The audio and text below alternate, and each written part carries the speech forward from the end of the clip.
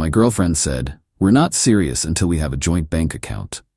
I replied, "You're right, it's time." Then I transferred my $80,000 in student loan debt to be paid from that account. The bank's first call to her left her speechless. I, 31 male, am a pharmacist. It's a job that required a lot of school and left me with a debt that feels like a mountain. We're talking $80,000, a number I've been completely, painfully transparent about since day one. My girlfriend, Maya, 29, and I have been together for 3 years, living together in my place for the last one. Things were okay, or so I thought. But for the last 6 months, there's been this mounting pressure, not about marriage, but about seriousness. And for Maya, seriousness had a very specific definition: a joint bank account. "Leo, it's not that I don't trust you," she'd say, stirring her coffee. "It's that I don't feel like we're a team. My sister Zara says that if a man won't join his finances, he's not planning a future." Zara is her older sister, a self-proclaimed financial consultant who, as far as I can tell, mostly just resells expensive water filters. I'd always pushed back. "Maya, my finances are joined to a massive student loan. I'm digging my way out. We split rent, we split utilities. Why do we need to mix everything else right now?" Her response was always the same, a perfect practice dismissal. "That's the point, Leo. It's always your loan, your debt. It shouldn't be our problem. But we can't move forward if you're keeping our money separate from your problem." The logic was dizzying. She wanted access to my income, but wanted to pretend my debt didn't exist. Last Tuesday, she dropped the ultimatum. "I can't do this anymore," she said, her voice shaking with what I now recognize as strategic emotion. "I feel like a temporary girlfriend. I need us to be a real partnership. A joint account, Leo. It's the only way I'll know you're actually in this. If you can't do that, I don't think I can stay." I looked at her. Really looked at her. All the little comments, the way she'd eye a new handbag, the jokes about how I should be making more, it all just clicked into place. I let out a long sigh. "You're right." Her face lit up. "Really?" "Yeah, you're right. It's time. We should be a team, all in." The next day, we went to a new neutral bank. We sat with a nice woman who explained the features of their premium joint checking. We both got debit cards. We set up the online portal. It felt official. "So how do we do this?" Maya asked, beaming. "We both deposit half our paychecks." "Let's start simpler," I said. "Let's both transfer $1,000 in right now, just to get it started. We can set up direct deposit next week." "Perfect." She did hers from her phone. I did mine. We watched the balance pop up, $2,000. "See?" she said, kissing my cheek. "We're a team." That night, I logged into my computer. Not the new bank account, but the grim gray portal for my student loan provider. I'd been paying $950 a month, every month for 4 years. I navigated to payment methods. I added a new bank account, the joint one. I set it as the primary payment account. My next scheduled payment was in 3 days. I felt a little knot of dread in my stomach, but I just thought about her words. It shouldn't be our problem. I closed the laptop. "Okay, team, let's see how we handle our problem." I honestly thought the payment would just go through. My $1,000 was in there, her $1,000 was in there. The $950 payment would draw, we'd have $1,050 left, and then we'd have a very serious, very team conversation about how we're going to budget for our $950 monthly bill. That's what I thought. What I didn't account for was Maya's definition of team money. 2 days later, the day before the loan payment was due, she went shopping with Zara.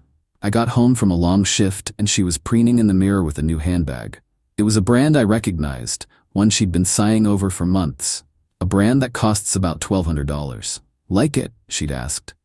"It's nice, Maya. How did you?" "With our money," she said, like it was the most obvious thing in the world. I figured we're a team now, time to celebrate.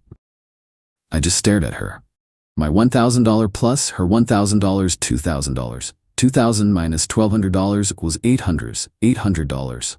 The payment was for $950. I didn't say a word. I just nodded. "It looks great on you." The next morning I was making coffee. My phone buzzed. It was the bank. I silenced it. A few seconds later I heard her phone ring in the bedroom. "Hello? Yes, this is Maya." "What? No, that can't be right." "Non-sufficient what?" "A payment for what?" $900 and I don't have a loan for that amount. Navient Solutions? I've never even heard of them. A student loan? No, that's my boyfriend's loan. Why would you? What? Overdrawn? How is it overdrawn? Wait. Leo. I just took a long, slow sip of my coffee. She burst out of the bedroom, her face pale and blotchy. Her phone was clutched in her hand.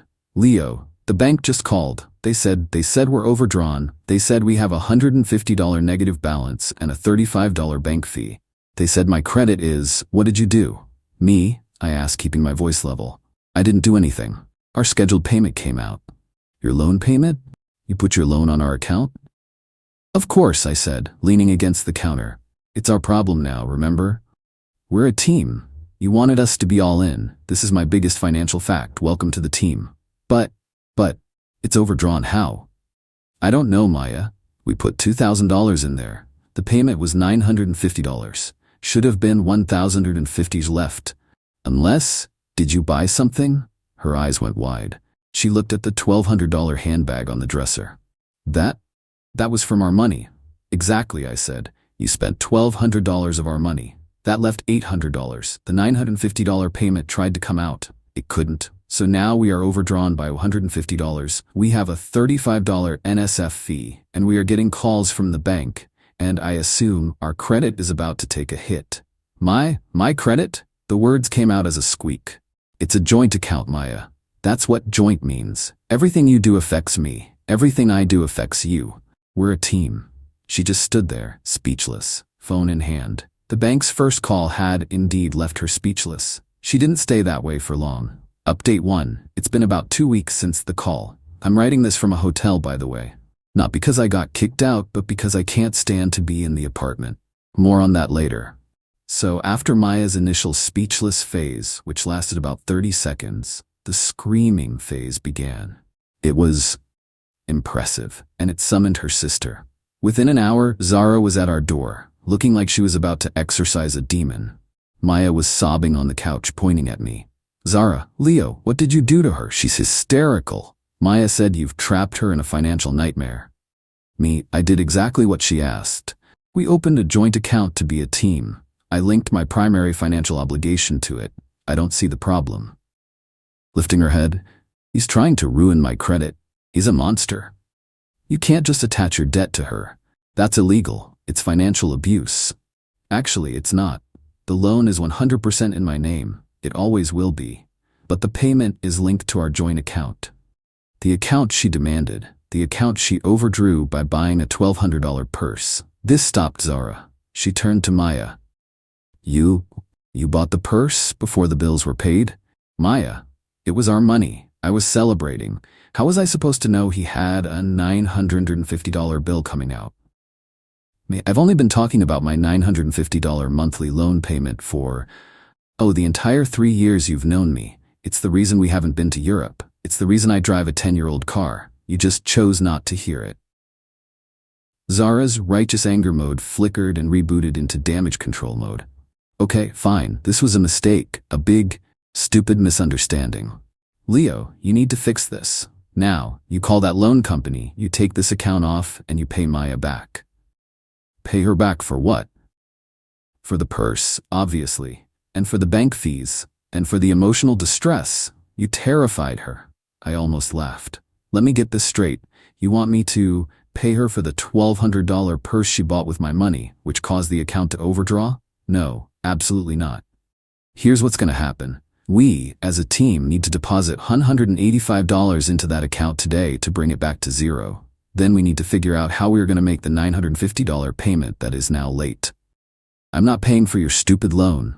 You tricked me.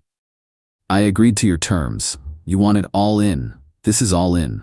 You don't get to just be all in on my paycheck, but all out on my debt. That's not a team, Maya. That's a parasite.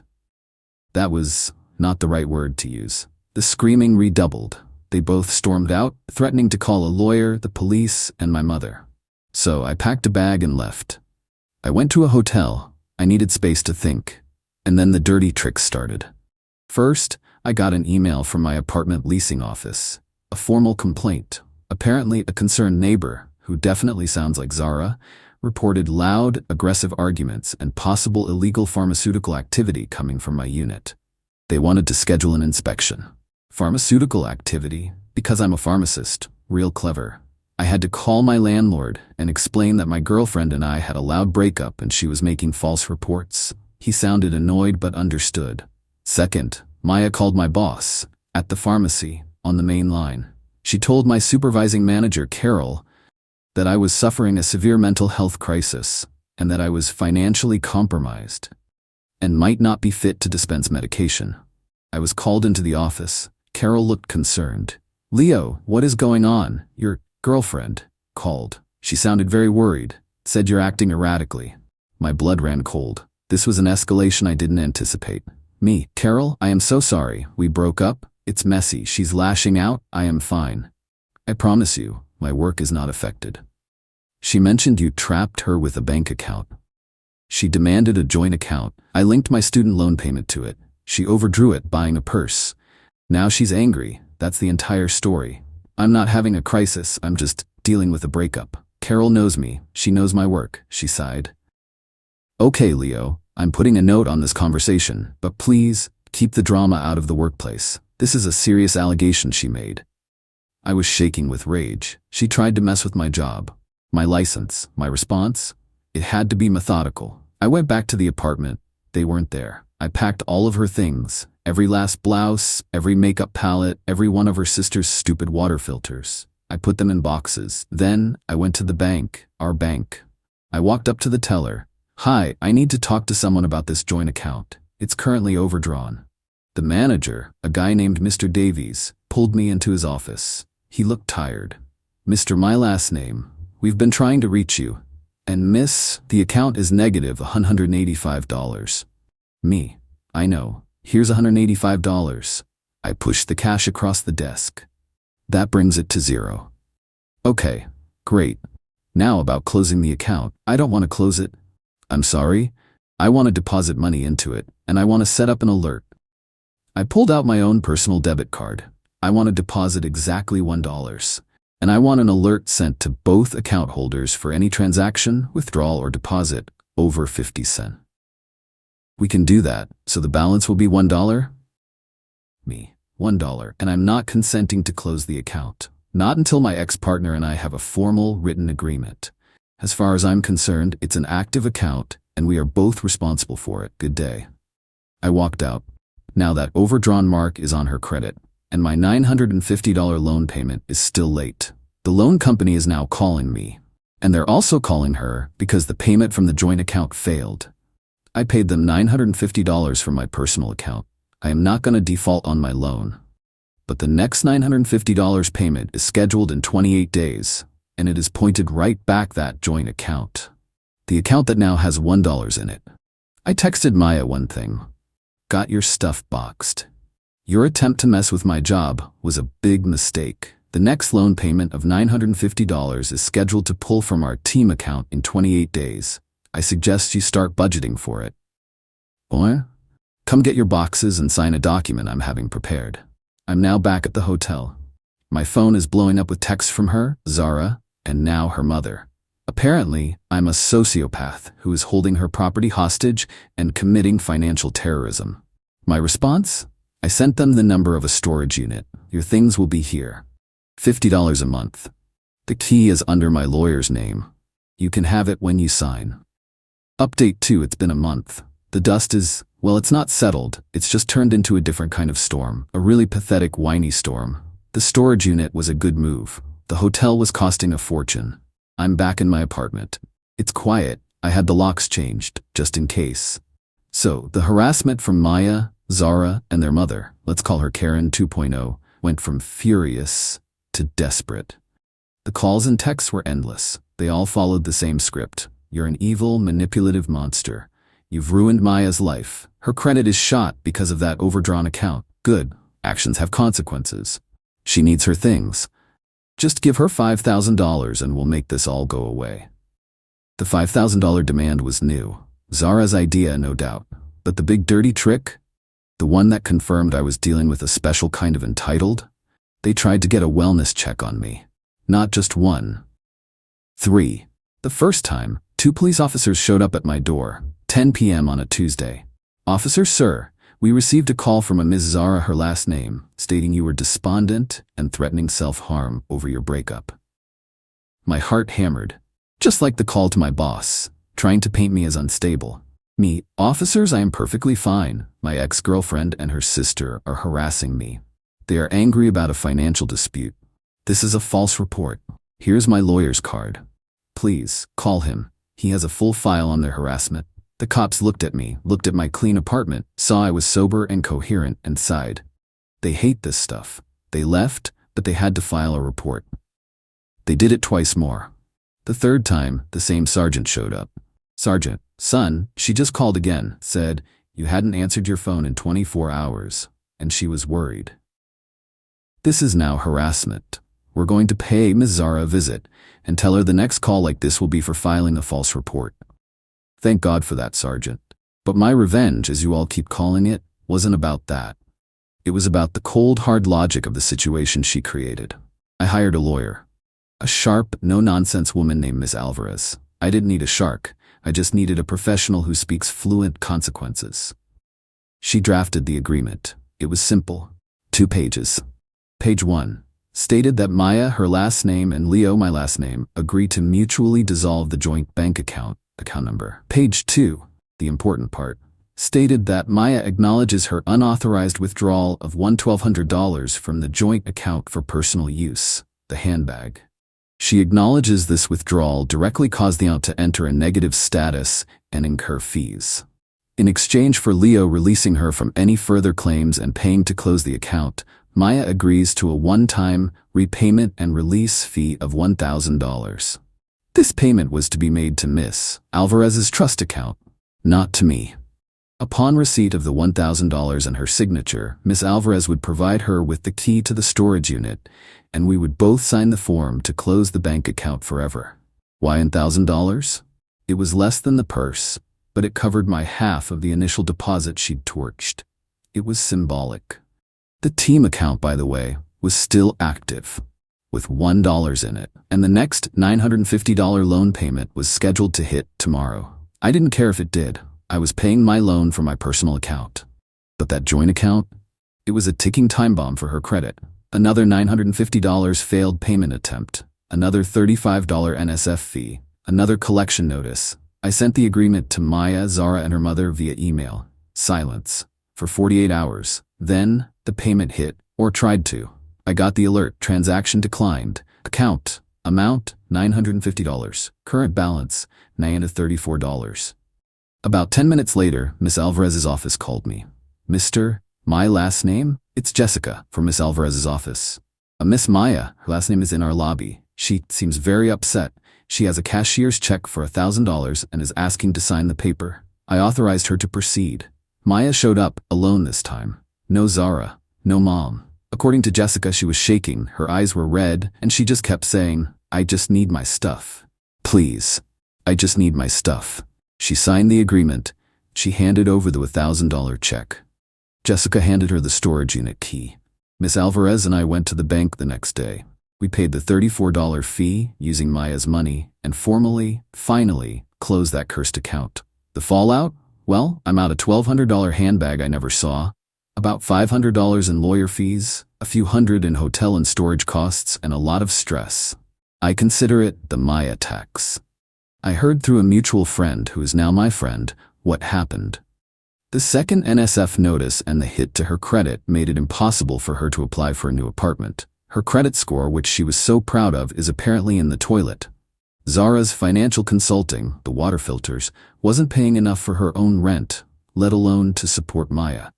And her mom, after finding out the full story, including the call to my boss and the fake wellness checks, was furious at Maya. Maya had to get the $1,000 for my lawyer from her father. They're divorced, who was apparently not happy to hear how his daughter had behaved. Last I heard, Maya moved back in with her mom, temporarily. She had to sell the $1,200 handbag online, probably for a loss, to pay her dad back. I'm still here. In my quiet, peaceful apartment. I'm still paying my $80,000 loan. It's still $950 every month on the dot. It's my problem. and I'm perfectly happy to handle it alone.